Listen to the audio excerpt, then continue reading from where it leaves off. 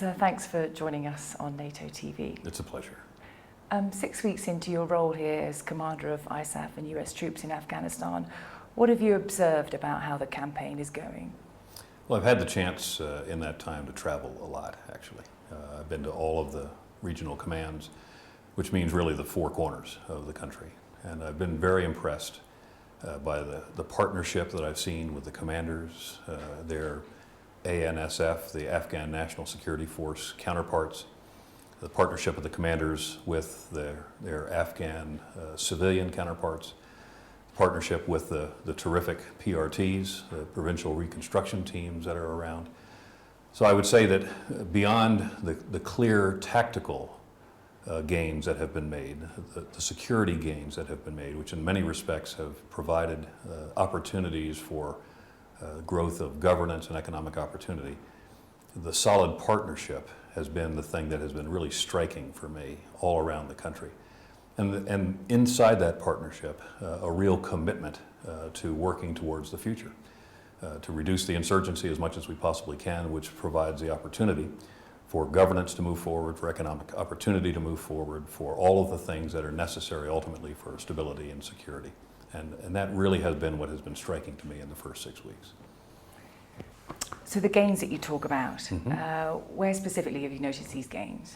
Well, the gains are everywhere in some form or another. In terms of security, which is how we're obviously postured here to contribute, tremendous gains in the south in particular, in the areas around Kandahar, in the areas of the central Helmand River Valley. There have been gains in and around Kabul along the Route 7 economic corridor, but primarily in the south. And that's where the main effort of this campaign has been focused now for well over a year. And those gains have really given the opportunity for the local Afghan leadership in conjunction with, again, with our PRTs to make some real gains and forward momentum in the process of developing governance and economic opportunity. So in the South in particular, the intent of the last year's efforts, the surge and the main effort of the campaign being focused in the South, was to stop the insurgent momentum, the enemy's momentum. It has been stopped broadly, and in many places it's been rolled back. And what that has done is it's given the opportunity to cover ground that needed to be covered in terms of building economic and governance capacity. Now, I've read that statistically violence is down this year, but August, I think, has been the deadliest month for US troops since the war began. We've had the Chinook, the downing of the Chinook over in Wardak province, an incident here in Kabul in the last month at the British Council. There's been numerous attacks on civilians, IEDs that have gone off and killed civilians, and there's been a couple of attempts to breach security at governors' compounds, etc. I think it's a hard pill to swallow that violence is down. Well, it's a very clear issue that you raise. And one of the intents in an insurgency by an enemy that has lost ground, and remember that insurgents measure their success by their access to the population. And in so many ways around this country at this point, the insurgents have been ejected from the population through counterinsurgency operations, through the improvement of governance and economic opportunity, through the development of the Afghan local police, through the reintegration of many of the insurgent fighters that have come off the battlefield ultimately to rejoin their society. So I can understand that there could be a concern over these high-profile attacks. And in an insurgency that is, in fact, experiencing the difficulties that this one is experiencing, it is losing ground around the country. It has to resort to high-profile attacks in order to attract attention to its cause and ultimately to sow perhaps discontent or to strike a blow against the morale of the civilian population. And so that's what's happening. What's key to understand is that while there have been what would appear to be high-profile attacks that might have been successful, every one of those attacks has been put down by the Afghan National Security Forces, which responded promptly and courageously and effectively. But the ones that have not occurred, where the Afghan National Security Forces have in fact prevented or preempted the attack, which the civilian population will never know about, those have been many as well. And so, yes, those attacks have occurred. They've been dealt with swiftly and effectively by the Afghan National Security Forces, and they are taking measures every single night when the Afghans go to bed they're guarded in the dark by their effective, growingly effective, Afghan National Security Forces. In terms of violence, statistically, we might be down, but if you have a couple of complex attacks, the downing of the Chinook, those incidents in themselves, among Afghans, the perception then becomes reality that everything is falling apart and we're losing the war against the Taliban here. It's important for us to tell the right story. It's important for the Afghans to tell the right story, and increasingly they're doing that. They're telling the story about the effectiveness of the Afghan National Security Forces, the courage of those soldiers and police in responding to those high-profile attacks and being effective when they do it. But they're also beginning to understand that the Taliban's tactics of victimizing the civilian population, whether they're using 10-year-old children as suicide bombers or indiscriminately using IEDs to target the civilians solely to create civilian casualties with the idea of terrorizing populations. The Afghans understand that and increasingly are throwing that off. They're rejecting the whole ethos and the ideology of the Taliban, and that's a positive sign. But they do have those concerns about the high-profile attacks, and it's important for us to tell the story so that they understand that the perception of the real security, which is growing every single day in this country, and largely as a result of the Afghan National Security Forces, is the reality that they should be understanding and accepting. So in his message for Eid, Mullah Omar was predicting victory as foreign troops start to pull out of the country and fighters get a better understanding of tactics over here. Do you pay much attention to what he has to say? Did you read his message for Eid? Let me just start off by talking about Eid. You know, Eid is a celebration of a great religious holiday. It's a holiday that follows Ramadan, which within Islam is an opportunity for the faithful to truly dedicate themselves to the higher principles of the faith. It's a wonderful conclusion to Ramadan. All across this country, Afghans are celebrating the great principles of Islam today and the next couple of days with their families to celebrate Eid. What Mullah Omar has to say in his message is about the past. It's about reasserting the Taliban ideology in this country, which was a moment of darkness in the long history of Afghanistan. So there isn't much that Mullah Omar has to say in his Eid message that deserves much attention, frankly. Now, the troop drawdown that was announced some months ago, 33,000 by the end of next year, that leaves, I think, you with about 70,000 US troops here. How much will that affect, having to cope with that drawdown, the overall campaign here? When I took command, I enunciated right away my 4 priorities that afternoon to my commanders, and I've been making sure that Afghans and other commanders understand it. Those 4 priorities are to continue the momentum of the campaign, to use all the combat power that we have for as long as we have it, to maintain the momentum of the campaign, and in fact increase the pressure on the enemy as much as we possibly can. The second priority is to get the Afghan National Security Forces as ready as we can possibly get them at an institutional level and operationally to partner with them to get them more firmly into the lead on the battlefield in an area and in a way in which we ultimately hope that they'll be firmly in the lead at the end of 2014. We think they will.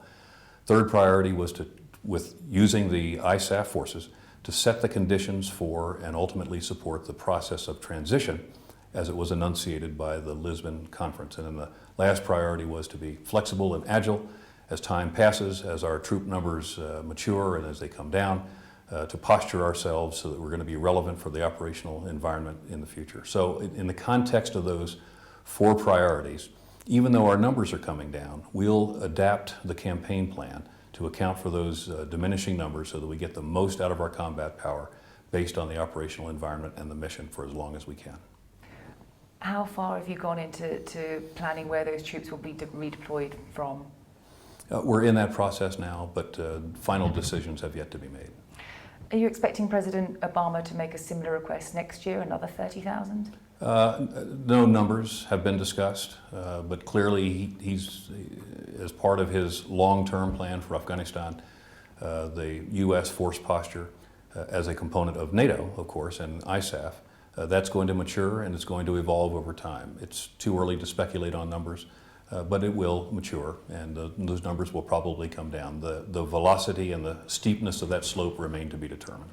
And post 2014 here, I read the other day a figure of 10,000 do you even Too know? early. We truly have not gone to that level of detail, but we would expect that there will probably be some presence here for some extended period.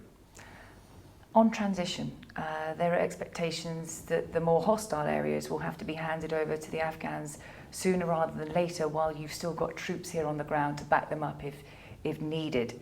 Is that true? No. At this point, first of all, the whole process of transition is a consultative process with the Afghans. So it is not a unilateral process for NATO and ISAF. So we'll be talking to the Afghans about very carefully structuring the progress and the clusters, ultimately, of those segments of the Afghan map, if you will, the provinces, the districts, municipalities, to sequence them in a logical order that makes sense both to the Afghans, obviously to the coalition forces that are here, but very importantly, because ultimately he owns the process, to the president of Afghanistan, Hamid Karzai. Are there any lessons to be learned from the first tranche of areas, provinces that were transitioned that could be applied to choosing where the second places, round of places? We're looking at all of the lessons to be learned. The readiness of the Afghan National Security Forces in parts of the country. Some of those are ready now for the challenges associated with providing the security inside a transition province. The maturity of the governance and economic development in certain areas. So we've learned to integrate that with the Afghan National Security Force readiness. Our own partnership relationships with the ANSF on the field. All of those were lessons learned from the transitioning of the first tranche, which we hope to apply to make the success of the second tranche even more. Now, Lashkar was transitioned a couple of months ago. Since then, there's been a couple of attacks in the city centre there. How much does that sort of impact on what you're trying to do down there? Well, again, as I said in the previous question, the enemy is going to attempt to demoralize the population, and he's going to attempt to depict that in the end he has sway over the security environment and the government doesn't. But again, this government in Lashkar, this government in Helmand, has exerted pretty significant security control over the population, over the mechanisms of economic development, over governance, and it's quite successful actually. So a couple of high-profile attacks doesn't create an environment of insecurity, and much is actually still being accomplished there in terms of the development of the governance. Governor Mangal in Helmand is a very successful governor, and he's not just focusing on Lashkar, he's focusing on the whole province, and what we will see probably is some significant additional aspects of Helmand be considered in the second tranche. So it has been successful in Lashkar, notwithstanding those two high-profile attacks. The security forces are in fact very effectively maintaining security for Lashkar and the environs in the central Helmand River Valley, and we see this as a success, and we see that it's very promising for other aspects of Helmand to be considered in the second tranche. There's a perception among Afghans that we're running to the exit. How do you prove to them otherwise? Well, two things. We're clearly not running for the exit. With my 4 priorities, that should indicate to the Afghans, and I very publicly offer those priorities to any Afghan audience with whom I speak. But the idea that we are going to maintain the campaign for as long as we possibly can, until we might get a mission change or until our numbers mature to permit us to do other things. We're not running for the exit. We're going to be here for a while. We're going to work very, very hard to ensure that the Afghan National Security Forces are ready both at an institutional level, but also operationally ready as well. And we're going to provide terrific support to the process of transition. Transition is about success in Afghanistan, and as the transition process continues, it will be clearer to the Afghan people that the whole idea of increasing security in larger portions of the country within the successive tranches that are moving forward, that the improvement of governance and economic development is really about success, and it is not about running for the exits. In any case, the United States on a bilateral level, NATO at a bilateral level, is in conversation with the Afghan government about the intent for a long-term strategic relationship as well. So the Afghans who worry about whether we're leaving ought to see what's happening in front of them today. They should take heart in that. They should be encouraged by that. but they should also listen to the discussions that are occurring at the senior governmental levels about a long-term bilateral relationship with the United States and a long-term bilateral strategic relationship with NATO. And I think they should take comfort in that, and there should be great hope in that. In recent reports, the US coalition has been accused of building up an army that the country here cannot afford. I think President Karzai has spoken publicly as well that that is a concern for him long term. Isn't there a danger of so many millions worth of dollars of new equipment coming into the country and then it just turning to rust? There might have been a danger in other places, but in Afghanistan there is a very comprehensive program to create within the Afghan National Security Forces supply discipline, maintenance capabilities, the ability for them to understand the responsibilities for operations and maintenance over the long period of time. It's not just about the weapons, it's not just about the radios, it's about the physical facilities as well. And we're building facilities today which fit the requirements for the Afghan National Security Forces. They're facilities that can be maintained by Afghans for long periods of time, will not cost a lot of money to do that. And so part of the comprehensive plan for the development of the Afghan National Security Forces is, in fact, to create an army and police over the long term, which could be sustained within the GDP and the donor, the segment of donor requirements that have been offered by the international community, so that it is an affordable force in the end. What do you think at the moment? Obviously, you've been around and you've done lots of site visits to the ANSF and seen the training going on. How would you assess where they are right now in terms of their capabilities? Well, the older formations are doing better than the newer formations. But the newer formations are different in that many of the soldiers today and the police are coming out of literacy training. And this literacy training is very, very important to the long-term health and capabilities of the ANSF. In a country where the literacy rate is relatively low, all Afghan National Security Forces now are graduating from their basic training and can read and write and count at a first grade level. Now, that may not sound like much to us, but in terms of reading a maintenance manual or being able to inventory equipment, this is essential. So just at that level alone, the Afghan National Security Forces, and we've recently passed the milestone of the 100,000th soldier having been in receipt of literacy training, that alone fits the Army for the long term. The other aspects, though, with respect to the equipment, with respect to their discipline, with respect to their fighting abilities, all of those are growing, and we're maturing those as the units are fielded, as they partner with our units in the field, and ultimately as they go into combat. And I suppose the hope is long term you might not need so many numbers within a few years' time if the fight against the Taliban has been more Numbers successful. of the ANSF? Yes. Well, that's a decision obviously we would have to take very closely with the Afghan government. But we'll watch the operational environment, watch the enemy situation, and clearly the long-term size and capacity of the Afghan National Security Forces will fit the requirements necessary to deal with the internal threat of the insurgency and to ultimately provide for the territorial integrity and the sovereignty of Afghanistan. It's not a decision that will be made in the near term, but it will be a very clear decision ultimately in the larger context of what is necessary for Afghanistan's security. Toward the twilight of the surge in Iraq, both General Petraeus and Ambassador Crocker described corruption as the greatest challenge to the future of Iraq. What would you describe as being the greatest challenge of Afghanistan? Well, the conditions under which the insurgency emerged, in some respects that was about corruption as well. Recently, President Karzai has been very clear in his public statements with respect to Afghan government seeking out and removing the conditions under which corruption emerged and removing corrupt officials. It's all about the development of governmental capacity and economic opportunity. I think there's real opportunity here, but it has to evolve, it has to go forward. It's going to be a challenge. It isn't something that will be complete at the end of 2014. It's going to be something that we'll all ultimately, as an international community, whether it's the NATO community or the larger ISAF community or the international community writ large, is something that I believe we will have to help Afghanistan with for a long time to come. The anniversary of the 9/11 attacks is approaching us soon. What does 9/11 mean to you? Where were you at the time when 9/11 happened, and how did you feel? Well, I was the deputy commander, deputy commandant at the United States Naval Academy.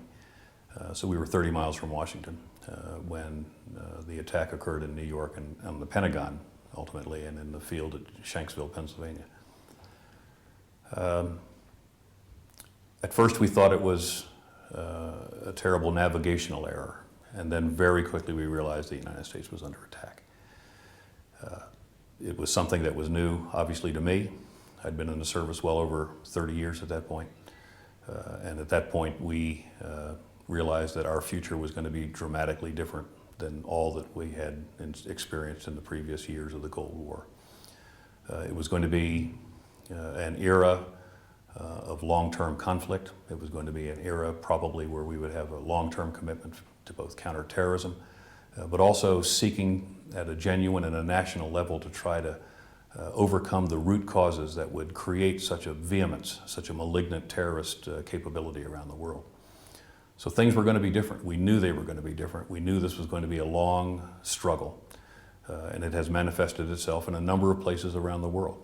And in Afghanistan, it had a uniqueness to it, where U.S. and coalition forces ultimately and swiftly responded to that attack, ultimately threw off the Taliban darkness, if you will, that had descended on this country and permitted it to become a safe haven for the Taliban and Al-Qaeda and other terrorist organizations.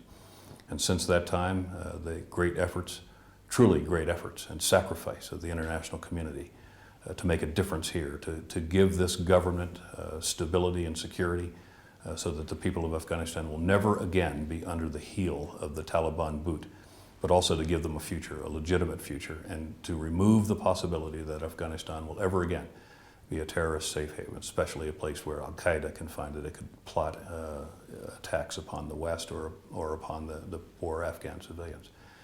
So it's been a long war. It's been 10 years, and many of us have served in a number of places overseas in the course of the prosecution of that war.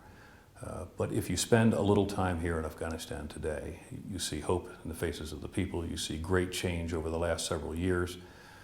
You see progress as it will ultimately unfold under the transition concept of the Lisbon Conference. You see great partnership for the future between both the United States and NATO and the international community to accomplish something that is enduring, something that is admirable, something that is good for the people of Afghanistan. So out of the great darkness, frankly, of the 11th of September in 2001, while we've got work to do here still, I'm encouraged about the future.